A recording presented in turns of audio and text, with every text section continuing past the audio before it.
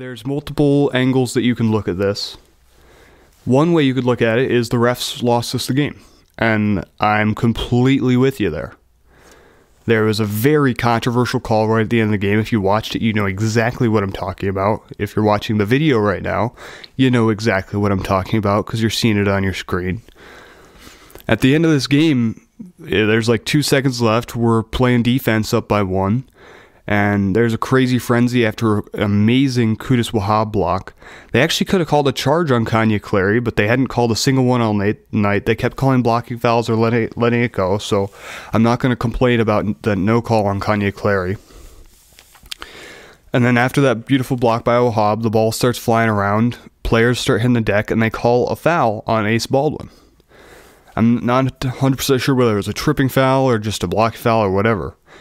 Basically, Baldwin was on the ground, and this other guy jumped over Baldwin and then fell over, and they called a foul on Baldwin.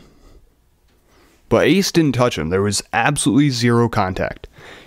And if you look at it on the replay, it's clear as day. Baldwin missed him by like a foot. And so you're a foot away from even touching the dude, and you get called for the foul. They make the free throws, and they end up winning the game in overtime. That's one way you could look at it. You could look at it as the refs absolutely robbed us from this game with one of the worst calls I've ever seen. Especially after such an amazing comeback from Penn State. It sure felt like we deserved to win this one. Or you could look at it from this angle, which I'm not even sure if you should, but you definitely should listen to what I have to say, even though you might not like it as a Penn State fan. And I think you'll agree with me to a little bit. Right there at the end of regulation, with like 30 seconds left, Baldwin goes to the line for a one-on-one in a tie game, and he misses the front end. So now in a tie game, it's still tied, and Georgia Tech gets the ball with like 30 seconds left. And I believe then we go get a stop. They might have scored, and then we might have scored. Who knows? Either way, we have the ball in a tie game with like 13 seconds left. After Ace already missed the first free throw, he should have made both of them.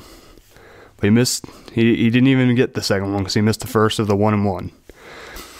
And we have 13 seconds left. We come out of timeout.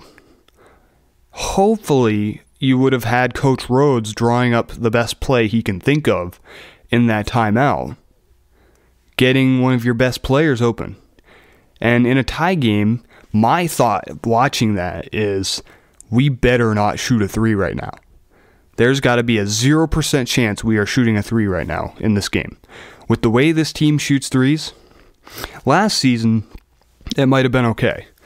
You have Andrew Funk, Seth Lundy, you guys that can rip the 3. And we had those guys shooting some 3s to win games for us last season. I was more okay with that back then.